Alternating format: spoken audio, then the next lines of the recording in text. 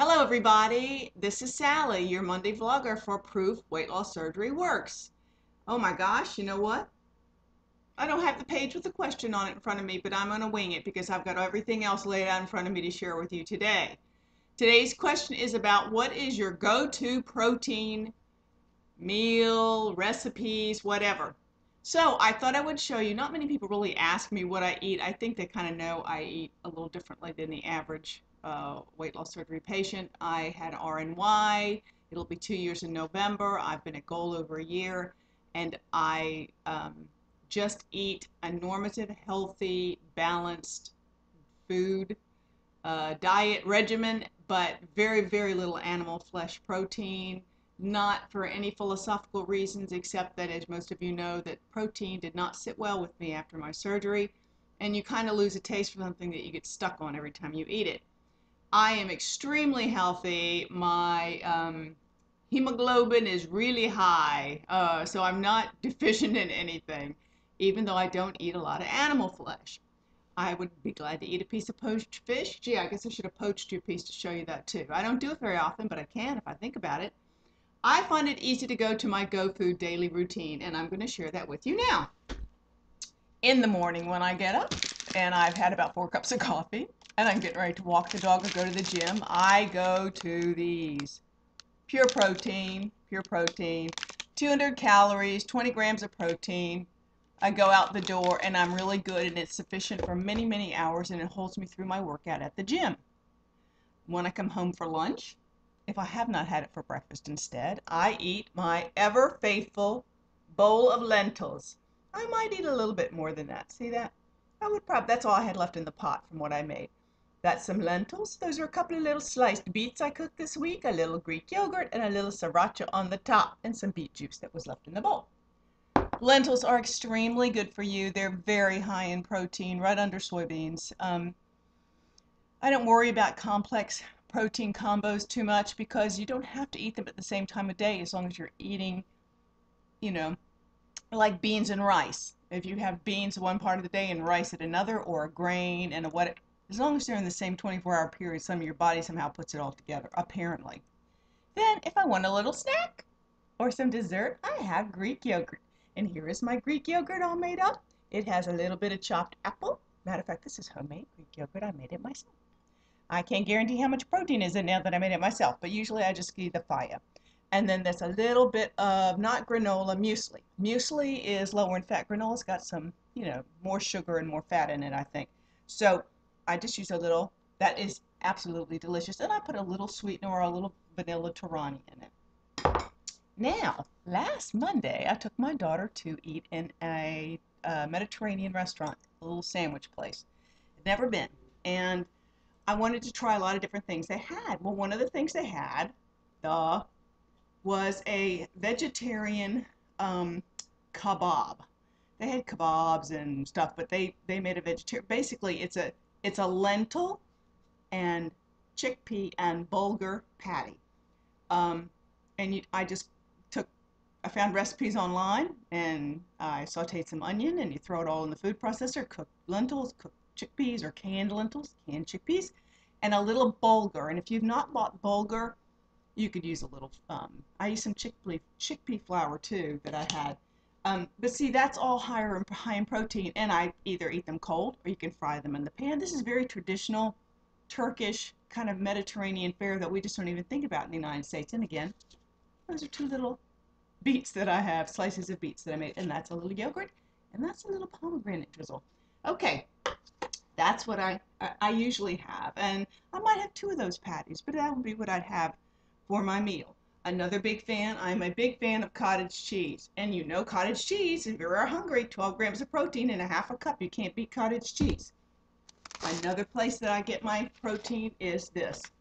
Nothing I ever would have bought in my whole life, except that when you don't eat a lot of meat. Now I can eat a hamburger, and I don't mind eating some meat, but usually meat and just being dry and hard, and I just don't enjoy it. But TVP is texturized vegetable protein, and it's so easy. It's like making stovetop stuffing. Basically, hot water, put this in it, it swells up, it softens, and it's like granulated hamburger or ground turkey without the grease. without having to rinse the grease off. Very similar in texture. I mean, really the same. And if you put it in a pot of chili or in spaghetti sauce, you can't tell the difference. It may not have the same as much flavor, but you can always add beef flavoring, stock, or bouillon, or whatever. It's fine. I use this often because it's just easier than frying up a pound of hamburger. If I'm going to eat hamburger, I want it to be in a hamburger form. I'm ready to eat it then. Okay, so there's that. Oh, and another little thing I was going to share with you. This is something that I swore I was going to get more into. This is tofu. This happens to actually be More Than Tofu is the name of it, and it is made by my daughter, and where she lives at Twin Oaks Commune. They make awesome, awesome firm tofu. All kinds of foodie bloggers write about their tofu, use their tofu. It's very popular, but you just can't get it all over the United States. This is another sub-brand they sell, More Than Tofu. I love their plain old tofu because you can make stuff with it, but I'm going to make something with this today. This is their Indian masala tofu, and I'm going to tell you that there's 8 grams of protein in 1/6 of this package. That's 2 ounces. So, and there's 80 calories. 80 calories for 8 grams of protein. I don't know how you can do better. You know, of course you could do better than that. So what I want you to see is that there's a recipe I use. Here is the block of tofu, and this is Indian masala tofu, so it's already got flavorings in it. But you're basically going to crumble this up like this with your hands. And I have made this, oh, I can't tell you how many times I've made this now, and it's so stinking delicious. Now my hands are going to be covered. All right, basically any old dry, firm tofu. Oh, I'm afraid to touch my computer. Okay, tofu in there. There's recipes online. Look up tofu ricotta. A little lemon juice. I don't know what the lemon juice is for. Your various seasonings, and I am going to add today this, which my daughter brought me from the commune because I couldn't find any at the local market. And it is, don't take offense at the name, it's called nutritional yeast. Don't be aghast. It's nothing like yeast you can bake with. It's called Nudi or Nushi or Yeshi, or it's very popular down under, I understand. It adds more protein, all kinds of B vitamins, all kinds of other good stuff. I was going to print off the info, but then my computer froze up. But anyway, I've never really, she brought me some to use. They sprinkle it on popcorn or put it on bread. I'm going to taste it. Tastes good. They make macaroni and cheese with it too. It doesn't taste like anything. So you put a little of that in there, and that's going to increase the protein. Basically, you mush all this up, you add some more seasonings, and then what I'm going to do is layer it in a casserole. And this is my eggplant that I just julienned off my latest little gizmo here.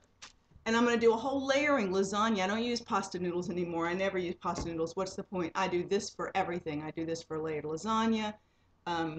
I use zucchini, and I make ribbons, and I use that over pasta sauce over that. So that's kind of what I do. Now, I think that shows you pretty much. Oh, and here's something I bought and never ate.